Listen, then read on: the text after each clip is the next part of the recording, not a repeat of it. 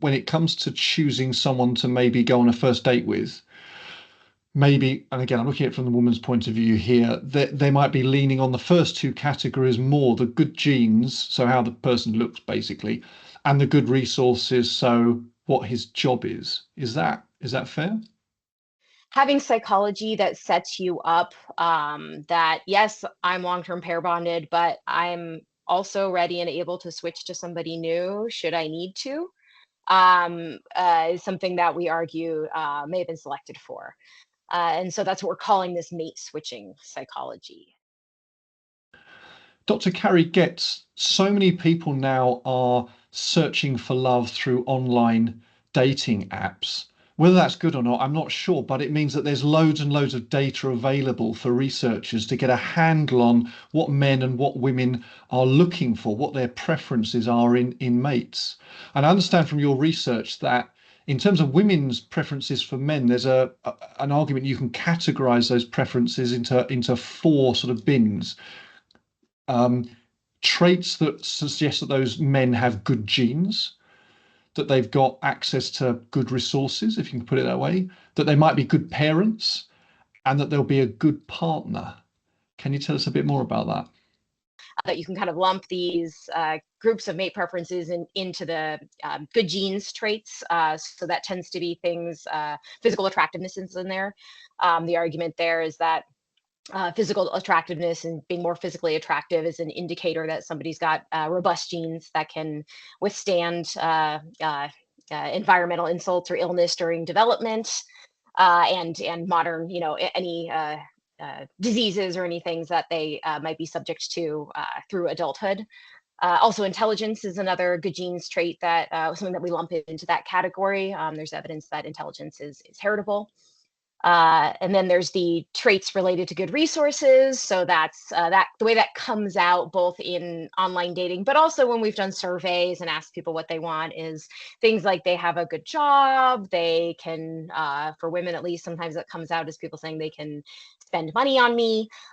Things like that are indicative of that good resources preferences.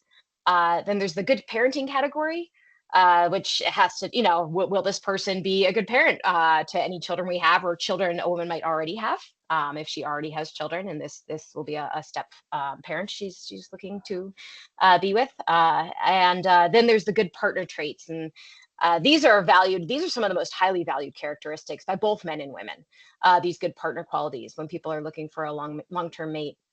To be in a long-term relationship, you need somebody who's a good cooperation partner, somebody you can get along with, somebody that you can deal with obstacles and trials with, somebody who will listen to you, somebody who's going to be kind, somebody that you want to be around. And so those sort of good partner qualities, both men and women really value those. So in some of the work that I did on this, my work, I actually didn't use sort of existing online dating stuff, but I had women come into the lab and they were women, undergraduate women at the university that I was at. And I told them we were going to create a dating website for the university population. And this was a little bit of deception. But they were actually really engaged by this. They were really energized. They were excited by it. It was a little sad when we had to reveal that it was deception and we weren't really doing it. There was a number of the participants that were like, "Oh, I was really looking forward to that." But what we asked them to do was, okay, we were gonna, make this website, and so we asked them to film a 1-minute video of themselves that would go on this website as part of their profile, right? Advertising themselves and what they were looking for. And then we had this nice sort of controlled setting where we could then analyze the content of those videos and see what they said about themselves. And so one thing that we looked in there was to see, did we still see those categories reflected in what women were saying? And we absolutely did. We found those same sorts of mate preferences coming up in what women were saying they wanted in those 1-minute videos. Okay, so in summary, I know this is simplifying it, but in summary, women want an attractive man who's intelligent, well paid, spends his money on her, somehow demonstrates he'll be a good parent. That's a This one, trickier I'll one. hit on that in a second. Yeah, but Okay, and somehow can demonstrate that he's a good partner. Now, I guess those last, well, the first two, what he looks like and stuff. Okay, there's a photo. Whether he's got money, well, that's quite well represented by his job. Whether he'll spend his money is another matter. But okay, whether he's a good parent, well, that's tricky unless he's got children. I don't know if that's good or bad from a woman's point of view. And then whether he's a good partner, whether they get on and he's like supportive and kind and cooperative, a woman's only going to find that out, I guess, when she meets him. Yeah, so I think you're spot on with certainly with the good partner and the good parenting. It's one of these things that um, people will state in as something that's important to them. But actually evaluating whether or not somebody has that quality is, I don't think, something that is very well assessed from a dating profile, a profile on an app, right? I mean, I think that's something that comes out from spending time with somebody and then being able to assess, does this person have this quality in a way that I want, that, you know, would make me want to be with them. I think it's true for those good partner qualities and the good parenting ones. And I will say for our sample, for these data that I collected, the good parenting stuff, it came out, but not a ton. And in this case, my sample was young. The age range for that, I think, was 18 to 27-ish, but the median age was 19. I mean, it was women who were 18, 19, 20 mostly. So they mentioned it like, oh, someday I'd like a family kind of thing. But it was probably the lowest category of things mentioned in that sample. But that looks very different when you assess women who already have children and when you assess women who are older. That those qualities are mentioned more and valued more, right? So it's a little bit of product, I think, of the sample for my particular study there. But when you look at even, you know, some older sources of data, when people would put sort of singles ads in print publications, you would see it coming out there. You know, I'm looking for somebody who will be a good father, that kind of thing. And women would say that much more than men would say in theirs, that they were looking for somebody who would be a good mother. It is not something that men were generating and just saying as much as women were. But yeah, I think those things are things that it takes time to assess. Some of them you're not going to be able to see that from So I'm a dating thinking, profile. and so I'm thinking that given that those things are hard to assess, that when it comes to choosing someone to maybe go on a first date with, maybe, and again, I'm looking at it from the woman's point of view here, that they might be leaning on the first two categories more, the good genes, so how the person looks basically, and the good resources, so what his job is. Is that fair? It is fair. And we do know from not my particular studies, but other studies of online dating that people do place a greater premium on the picture and physical attractiveness in weighting their decision about whether or not they're interested in a person when they're evaluating profiles. And it makes sense because that's a piece of information that you can, well, Photoshop aside, but you can somewhat accurately assess just from a photo or just from a video, right? Clip of them.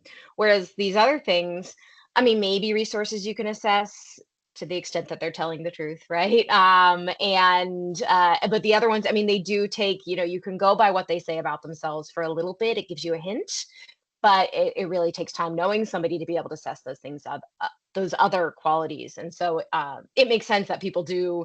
It is the most salient cue, but also it makes sense that they might favor that cue in assessments of dating profiles because it's probably the one that you can most accurately assess just from that format of meeting somebody.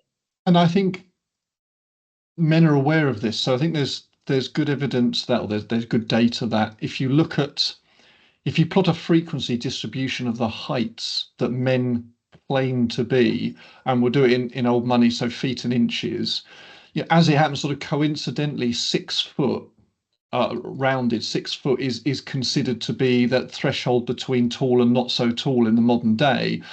And so there aren't many men reporting to be 5'10" and certainly not 5'11", which is nigh on 6 foot, and an awful lot of men reporting to be 6 foot. And I think a lot of those men are standing on their tippy toes when they're measuring themselves, which suggests that they get the idea that this is something that to some degree women might be using to choose potential dates. Simplistic things. So a subset of good genes and how they look is just sheer height. Is that fair? I think that's fair. Yes. And yeah, men are aware of this, and there's the rounding up that happens with, well, I'm 5'10 3/4. It's practically 5'11, which is might as well just say 6 feet. And I don't. I think both men and women. There's these the way people self-present in online formats, whether it's a dating website or any other social media that isn't explicitly for dating and meeting, but people are still using it to sometimes using it for that, but also to make evaluations about other people. The ways people self-present and fudge their self-presentation, and maybe aren't always completely honest. It maps onto some of these mate preference ideas pretty well, right? They'll they'll make adjustments to their how they physically look, right? That fit with, for women, it's trying to look younger. And so the ways that filters can smooth things out, and make eyes bigger, and do these things that are younger, and you can see the filters that can change for men. It'll be squaring out jaws, things like that. And then oh, my height is this versus this, right? It's a little taller. Even somebody's profession, right? To the extent that it might be true, but they might be overselling how much they make or what they, right? I mean, so and it falls along these lines of these mate preference characteristics for what people tend to not be 100% truthful on when they're presenting online. So maybe two people have got together, male and female have got together, man and woman, and they've been on some dates, maybe quite a few dates or whatever, and maybe they're going out or whatever. But actually, then there's some mate switching. Uh-huh. So they've been together, but now they're looking for or do change to somebody else. And you've looked into why men and women might mate switch and the differences in mate switch reasons in the two sexes. Can you tell us a bit about that? Sure. So the paper and the thinking that I've done on this comes from just thinking humans are a really interesting species where we have these babies that are born utterly useless. They require an insane amount of care to survive, to get to anything resembling ability to survive on their own, reproductive viability. It's years, right, before that can happen. And we know from data on this that the more people you have investing in them early on, the better they do. And so there's been selection for pair bonding in humans to have people come together and be in a committed relationship together, and part of being together is to be able to do shared investment into these offspring so that they've got a better shot at surviving and thriving. And so, we are this, long-term pair bonding species, but at the same time, we aren't necessarily a species where there's one long-term pair bond that you're in your whole life. And if you lose that partner, that was it, that was the one, right? There's good evidence that divorce is something that has existed in lots of human cultures for a long time in human history. And there's other reasons people die. So you might be with somebody and then, there's all sorts of things in our modern day, but also through human evolutionary history that would have killed people. For women in particular, childbirth, right? Would have been something that would have, threatened her survival throughout her reproductive career. For men, all sorts of other things. And so having psychology that sets you up, that yes, I'm long-term pair bonded, but I'm also ready and able to switch to somebody new should I need to, is something that we argue may have been selected for.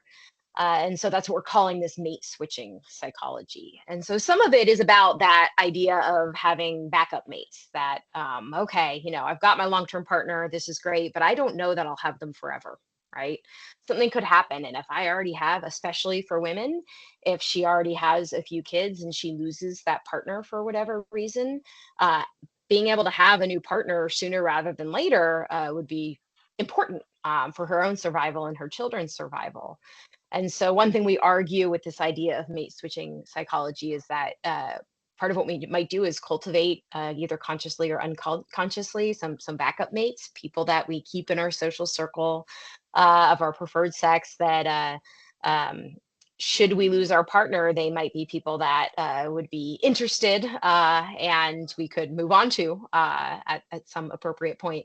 And That is so there's that explosive. That is idea. explosive. Sorry to butt in. That's really interesting. It's explosive because it it may well be true, but it suggests, and of course it'll vary from person to person, situation to situation, but it suggests that, and even if it's subconscious, that sometimes women, maybe men too, but we're talking women at the moment, may be acquainted with men who they think might be interested in them in the right situation, or if they called on them, as it were.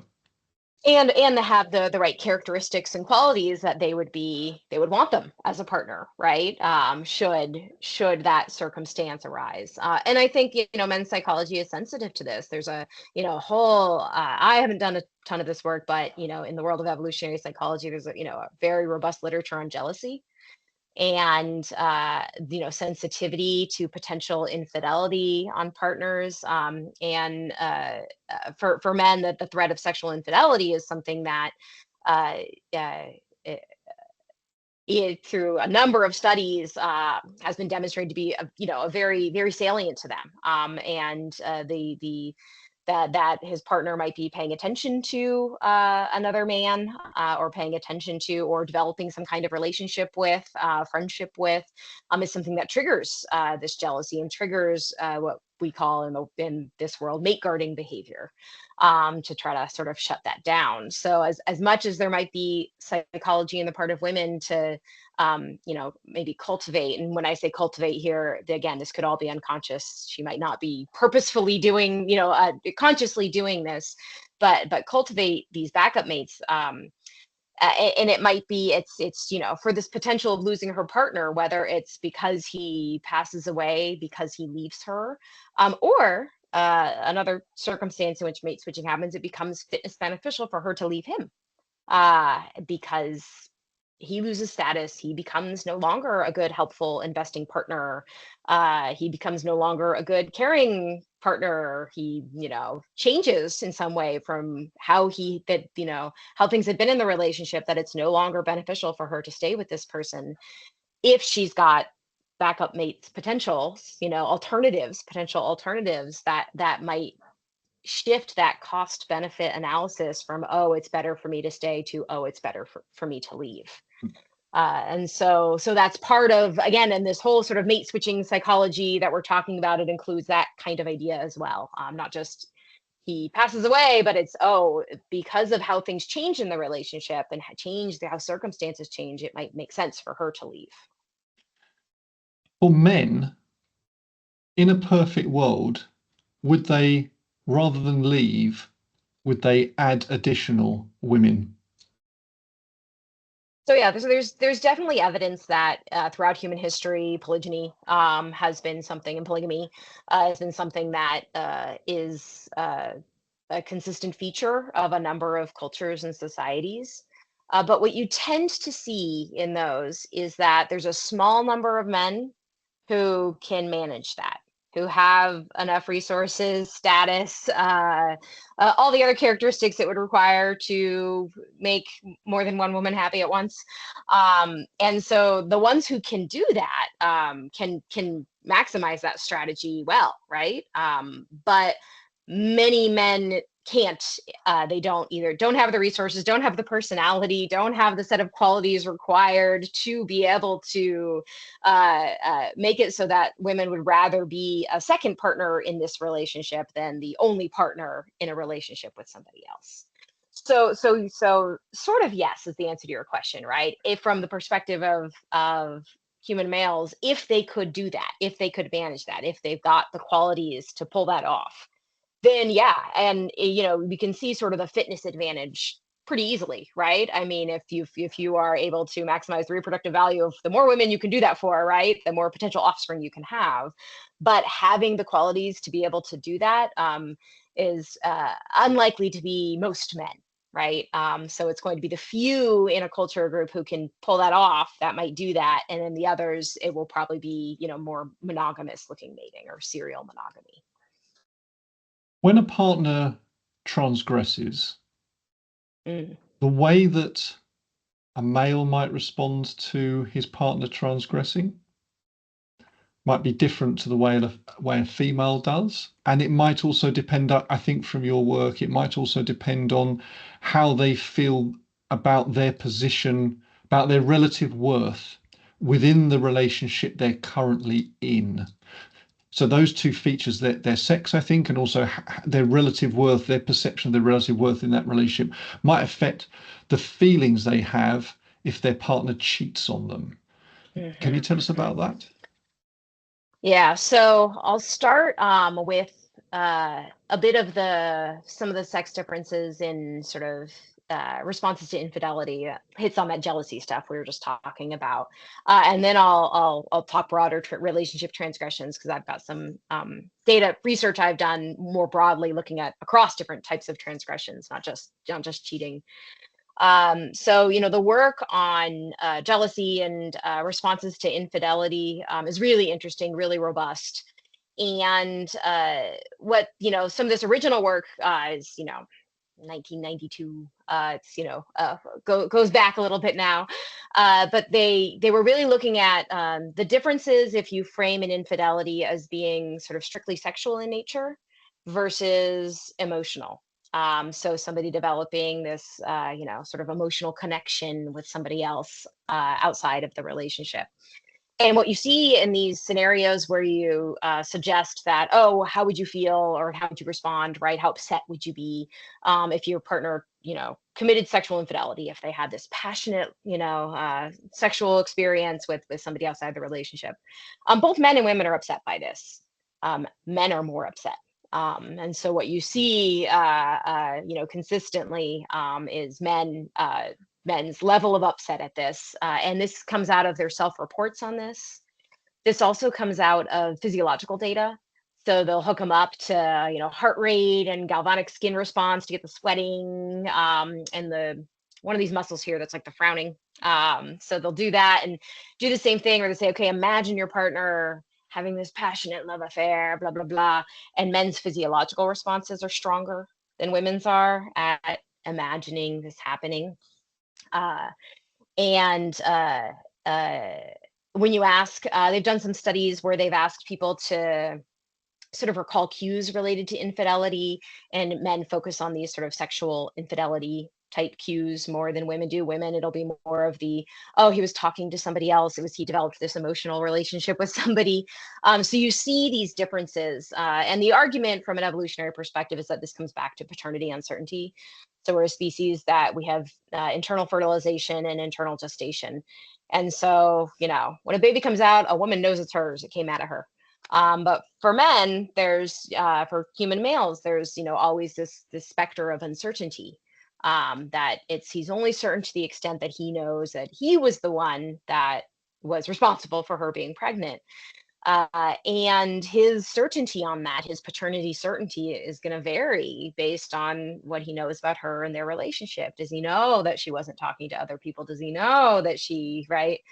And again, those human babies are born needing so much. And so if he's investing time and effort and energy in offspring that aren't genetically his, from a fitness, evolutionary competition perspective, right? It's effort and fitness effort that's going towards, not his own genes, right?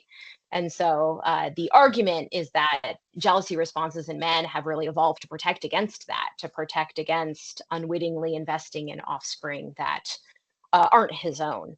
And so that's why the argument is that if there's the specter of sexual infidelity, which is what would be necessary, which would result in potentially having, offspring that aren't his, or her being pregnant by somebody else, that's what's going to trigger that jealousy response, that will either trigger excessive mate guarding, or maybe appropriate mate guarding, depending on how you're seeing that, or potentially, ending the relationship, leaving a relationship. It's also associated with intimate partner violence. So if we're getting into the whole spectrum of mate guarding behaviors, there's certainly ones that are on the positive end of the scale, trying to make guard by doing nice things for your partner, bringing them gifts, complimenting them, wanting to get them to stay in the relationship. But there's also a range of behaviors in there that veer into intimate partner violence. So abuse, denigrating them, making them feel worthless so that they won't want to leave, physical abuse, things like that. So, and extreme jealousy is associated with some of those responses. So Okay. there's a whole range of things in response to your question there. What? Yeah, go ahead. Let's talk in a slightly more on a slightly more positive aspect of relationships. So relationships that are perhaps working well or could be working well. So in terms of relationship satisfaction, in terms of the likelihood of the relationship continuing. Now, many of us might assume that the best explanation for that is whether a partner feels that his or her partner is meeting his or her needs, that they're getting out of their partner what they want. And I'm sure that is no doubt part of the story. But I think some of your research has showed that it's not necessarily even the main part of the story of what explains relationship satisfaction. Yeah, so this is a set of studies that we did that we were really trying to unpack how people's mate preferences. So going back to what we were talking about at the beginning with the things people say that they want in a partner. A lot of that research, it it's really focusing on that mate selection and mate attraction part of the process. So what sort of people is that driving people towards, right? How is it helping them decide who initially they want to pick from the set of online dating profiles that they could swipe through, right? How are those preferences driving those decisions? But then we get this question of once you're actually in a relationship, you've got those ideal preferences, those that ideal perfect partner in your head, right? How, you still have that, but you're with an actual person now who may or may not have all of those qualities in the way that ideal that you have. And so how does that relate then to your satisfaction in the relationship? And the sort of story for a long time that wasn't necessarily explicitly tested, but was sort of just assumed was that, well, okay, you've got this ideal version of people, partners in your head. Those are your ideal mate preferences. All that put together is some sort of ideal partner you might have in your head. And to the extent that your actual partner doesn't match that, that's what's going to predict your satisfaction. Right. So if the more they match that ideal partner, the more satisfied you're going to be. The less they match that ideal partner, the less satisfied you're going to be. And fair enough, that does have some predictive value. It does, but there's a couple problems that we identified with that kind of argument, and one of them is that, well, what if that ideal doesn't actually exist out there?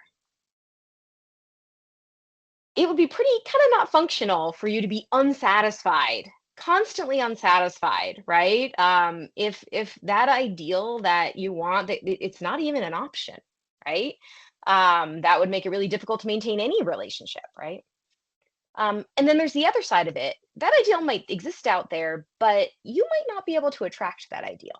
Um, if my ideal, right, is, some perfect celebrity, I used to say Brad Pitt circa 2000, but now he's just old and students laugh at me. So, you can update it to whatever that is, right? But for me, if Brad Pitt circa 2000 is never going to want to be with me, right, then being dissatisfied with anything but Brad Pitt circa 2000 is going to lead me down the path of just a lot of relationship dissatisfaction and never having any kind of functional relationship. And so in our studies on this topic, this is what we were trying to compare. Just sort of a simple preference fulfillment idea, like, okay, if your partner, how close do they match your preferences? Does that predict satisfaction? Or do some of these other factors come into play? And so we had our participants complete a bunch of different surveys, and one of them was completing a measure of their ideal preferences. So it listed a bunch of mate preferences, 27 different dimensions: their intelligence, their kindness, how physically attractive they were, things about their personality, right? A bunch of them, and what your ideal, how important these things were to you. And then people, they were all already in relationships. They also indicated where they fell on all of these things. So how intelligent are you? How, right, attractive are you? And then also where your current partner falls on all of these things. And so then we were able to calculate measures of all the things I just talked about. So we knew where your partner falls on them and what your ideal is. So we could calculate how far away is your partner from your ideal. That was that preference fulfillment idea. We what we then did is, because we had a sample of data from a whole bunch of people, let's say that you're a woman in this sample, and you've given us the data about your partner's characteristics. Well, all the other women in the sample have also given us data about their partner's characteristics. So we were able to calculate how many of the other sort of male partners in the sample were a closer fit to that woman's preferences than her own partner. And so that gave us a measure of like, well, what are your alternatives? Are there actually better alternatives out there that are closer to your preferences than your own partner? And then the last one was, getting people's own kind of how good of a catch they are. And our idea there was like, okay, well, it's not only that you might not be able to get Brad Pitt circa 2000, but if your partner is a really good catch, even if they don't sort of match your own mate preferences, you're not going to be able to get another one that good. So you probably should want to stay with them. And so what we did is in the sample, for all the women in the sample, they all gave us what their ideal was. And we sort of calculated an average from that, what the average woman's ideal was. And then we looked at all the men, the data for all the men, and we calculated how far each of them was from women's ideal. And that way we could get a measure of their mate value, right? Those who were closer to women's ideal were higher in mate value, further away were lower in mate value. And so by doing this for every participant, we could then calculate your mate value, your partner's mate value, and see if there was a discrepancy there. See if your partner was much higher in mate value than you, or if you were higher in mate value than your partner. And so when we did all these calculations, we then could look and see what was best predicting relationship satisfaction. And we kind of found an interesting interaction where if you were somebody whose partner was higher in mate value than you were happy. You were satisfied. Preference fulfillment did not predict it better. Preference fulfillment actually, I think, fell out of the model with that one. It was nope. It was like, I'm good. I got somebody higher mate value than me. Woo, this is great, right? But if you were somebody who was higher in mate value than your partner, it then depended on what your alternatives were. So if you were higher in mate value than partner, but there was no other alternatives closer to your ideal than your partner, you were satisfied. But as there were more and more alternatives closer to your ideal than your partner, and you were higher in mate value than your partner, that's when people were less satisfied in their relationships. And that interaction is what was predicting relationship satisfaction better than a simple, hey, how well does my partner match my preferences? And so it was a much more complicated picture than kind of the simple assumption we had been making about preference fulfillment. And then, so what happens if someone perceives their mate's value as being higher than their partner's, okay, and then their partner cheats on them? Oh, that's when people get angry. So that is some of my data has looked a little bit about that some of stuff. Trying to look at some of those differences between mate value and the alternatives you have available, and when people transgress in a relationship, how you feel about it. And so with some of those strong transgressions, things like infidelity, emotional and physical abuse in a relationship, that was sort of one set of things I tested. I gave people these vignettes where I had them imagine they were in a scenario where either their partner did this or they did this to their partner. So they were either the perpetrator or they were the victim of these relationship transgressions, and infidelity was one of them in there. And the interesting thing is for these strong ones, mate value actually didn't end up predicting it much because people were just angry regardless if their partner did these things. There was just we ceilinged on anger with these strong ones. But we for the on the shame side of things, perpetrators, that's where mate value is predicting things. So the if their partner was higher in mate value than them and they were lower in mate value, the more shame they felt if they were a perpetrator, they were, a hypothesize or, saw themselves in these vignettes being a perpetrator of these transgressions. And so that was really interesting because it seemed like there was something in there of having a sense of my partner, I should really value this partner because they are higher in mate value than me and I want to be able to keep them. And if I were to commit these actions, I would be at real threat of losing them because they would, they're higher in mate value than me. They could go find somebody else. And part of what we argued as part of that shame is signaling to the partner how bad you feel, right? How, oh gosh, I shouldn't have done that. I am repenting. Please don't leave me. And so that was what we found with that. We also did a study where we tested some sort of medium level relationship transgressions.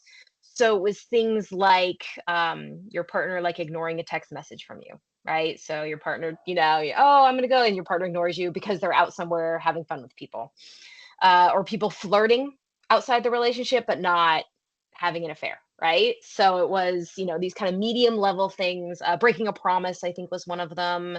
And then, overhearing your partner saying some not nice things about you. So it was these transgressions that are bad things in relationships, but they weren't the level of like abuse, sexual infidelity, things like that.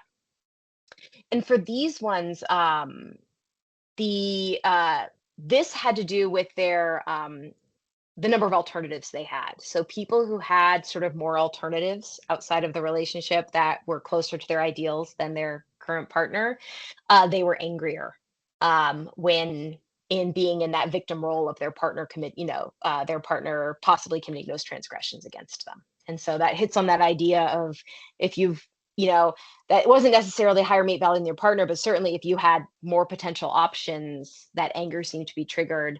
And we argued it was to signal to your partner, hey, I have other options here. I could leave. You don't do that, right? That your behavior should change. So that's what we kind of investigated in that study, and how it links to some of those mate value measures. You've alluded to this. I just wanted to push on one point. Do you have insights into a partner who perceives themselves as being of less value, their partner transgresses, I'm imagining cheats on them again, but okay. Does that affect how the self-perceiving lower value partner feels about it? I mean, are they just as angry, or does it worry them or scare them? Do their Yeah. emotions differ at all associated, we think, with their perceptions of being lower mate quality? I don't have data other than the study I just described, where we didn't find those differences. However, the I've we hypothesized along the lines of what you're thinking. Our expectation, and again, this was sort of one study with one kind of design we used here, is that, yeah, if you're the lower in mate value partner, again, this is a good catch you have, right? And so it's not that it's okay for partners to commit transgressions, but I think it would make sense to hypothesize, right, that they might be more forgiving, and less angry, when those transgressions are committed. I think that is there, data that does speak to that. There's a little bit of that, I think, in sort of the domestic violence and intimate partner violence literature, because what happens in those relationships is one tactic that abusers use, and both men and women abusers, is verbally derogating and isolating their partner. And what that does is that makes, that affects their partner's self-esteem, and it makes them feel worse about themselves. And I would guess it makes them feel worse about their own mate value. And so they're perceiving that, one, they can't leave, or they don't have other options, right, or as many options.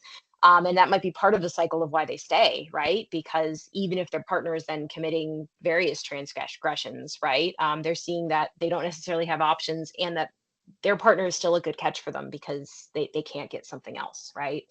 Now, to the extent to which that is true about them versus, somebody has manipulated their perceptions into believing that, I think that's part of what, is scary about that, right?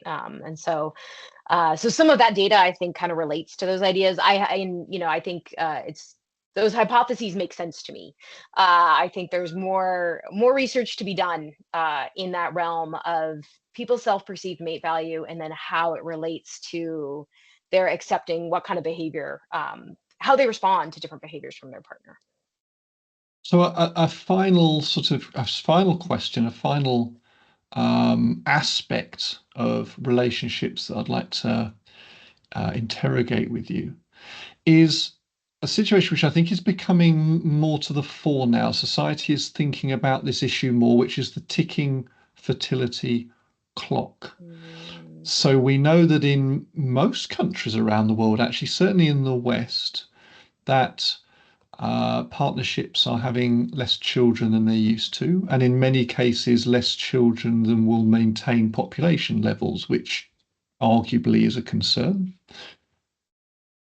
Yes, there may be pros and cons to that, but actually, but I'm not interested here in the population level. I'm interested actually in what individual people want, and again, specifically here, women. And I'm interested to know whether it tends to be somewhat different from men because they're fertile for a much longer part of their lives. Um, so there's less of a, they're looking at less of a precipice, a cliff face than women are, bluntly. What does a woman do, sorry, if she finds herself, let's say in her late 30s, and she doesn't have children and she'd like them? Are there any strategies she can employ to increase the chances of having Mm, children while she's still presumably able to? interesting question. I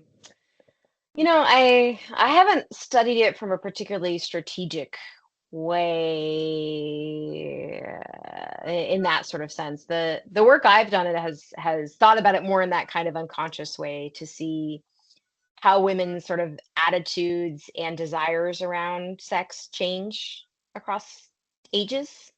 So there's one study that I contributed to where we were looking at we mapped, we binned women and mapped it based on these kind of ideas of fertility, right? And so it was women 18 to 26.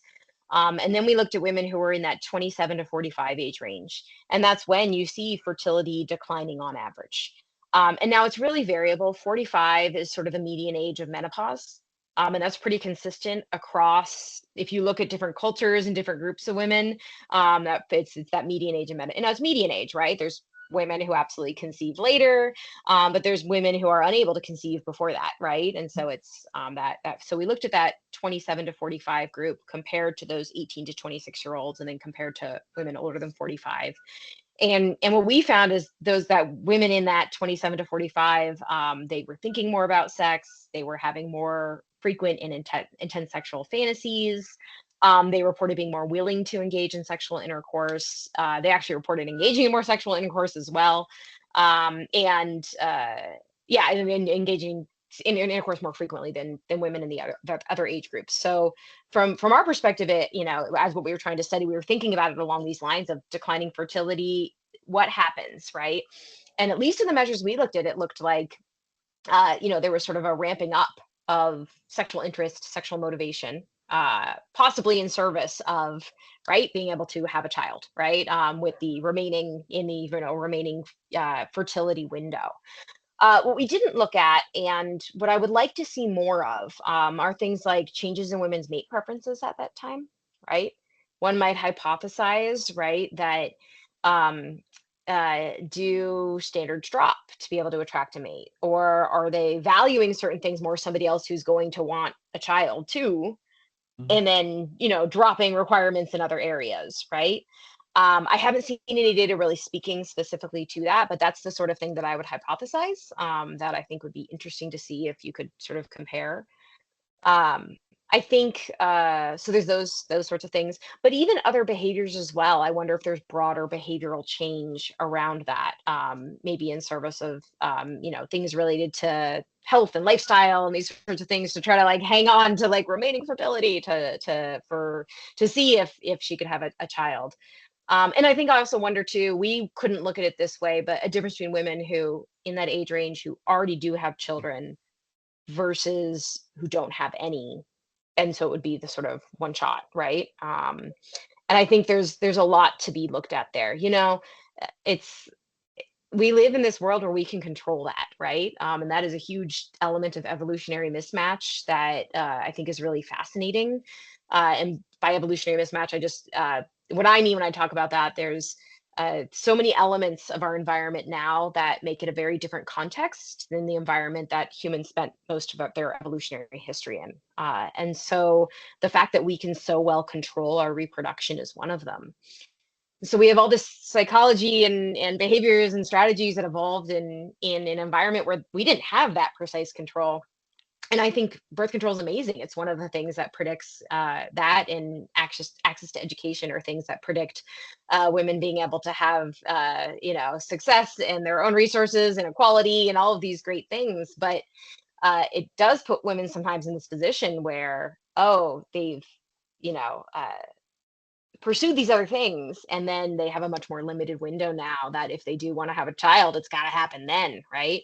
And seeing how that plays out psychologically, I think is something that's really important for us to be studying more and more. Yeah, look, I couldn't agree more with that. I mean, there's a lot of talk now. Well, there's not a lot of talk, but there's some talk about why fertility, not fertility levels, but birth levels, birth rates have dropped. Mhm. And some data I saw suggested that there is a disparity between the number of children that couples would like to have or would have liked to have had in hindsight, which may not be entirely accurate of the choices they would have made at the time. It's easy to want something afterwards when you don't have to go through the effort. But anyway, a Mhm. disparity between what they, with hindsight, decide they would have liked to have had and what they did have. And the disparity is that often they'd like to have more children than they do. And I wonder whether part of that, and I'm sure it's complicated and it's very easy to assume that one knows why, and actually it's not the case. But I wonder whether where some degree of equality has enabled women more so now to pursue careers than they once did, which obviously has positives, but women's biology being the way that women's biology is, it really does shorten up the window of opportunity. I mean, one's 20s can go by very quickly if there's an exciting career to pursue. And I think the time is getting squashed. And if women, I also suspect, and I could well be wrong, this sounds a bit disparaging, but I suspect women and men could be the same, but they just don't have the time constraint the same way. I just don't think people do the maths or the math in that they get to say 35 and they're single and they think, well, I'm still a young woman, I've got time, and they are a young woman. But actually, by the time they've got onto that dating site, had a few false starts with a few guys, it hasn't worked. They got to 37, they got to 38. Then they want to settle down. Maybe they want to move in with the guy before they have children. I'm not saying they should or shouldn't, but often people want to do that, etc., etc. And the years have been eaten up, and then they're into perhaps their 40s, and statistically, it does become that much harder to have children. I might be wrong, but I think women are often just not realizing how fast time continues to go by, and that's just really tough. But it's there's just that finite time to be fecund. It's a finite time, and I think some of it is there's a bit of confirmation bias going on, where you can think of the examples of women. Oh, well, I know that woman, she had her kids at 40 and it worked out great. She had her kids, right? So it'll be fine, right? And the reality is, for some women it is, and for some women it's not. It really, I mean, that range around when fertility drops off for women, it really, it goes down, and then that could be 37, that could be 38, it could be 42, it could be 45, right? It could be you just don't know what that's going to be. From a medical perspective, being able to predict that would be amazing. If that, I think, would be a huge help to women. But I also think, it's there's some of it that maybe not realizing, but others of it, it's just the reality of the world many of us live in, where thinking about the type of life you want, you have to invest that time and effort in that career in your 20s, right? You feel like you don't have a choice, right? That if you're not doing it, then you're going to end up behind in some way, right? In terms of earnings, in terms of career progress, right? That it's harder to start that career, right? Have the kids younger than started or later, right? And so, even if there's, it's women, I think there's many women who are aware that this is a time crunch, but the trade-off they've got to make is, I have to do this first to make sure I feel financially stable, and I feel stable in a career, in order to set myself up so that I could comfortably have children. And so I think there's a lot of that goes on with women's thinking through some of these decisions.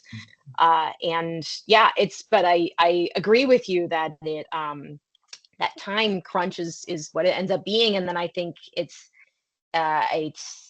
can be very tough for women in that position. And even if they end up having a child, but would they have had more, right? Would ideally they have had more if they could have, right? And for men too, right? And I think some of the realities of what life is like sometimes for people in their 20s, I think it makes it tough when that is biologically a window when it might work better. But yeah. Yeah, look, it's been really super fascinating, inevitably, talking about people, their relationships, their mating preferences. It's one of those go-to topics. Thank you so much for your time today. I hope you have a really good rest of your day. I know it's just the morning for you, and so this is the first perhaps major task of the day, and you've still got the rest ahead of you. So thank you so much for giving up your time. Thank you. Yes, this was a great way to start my day. I really enjoyed our conversation.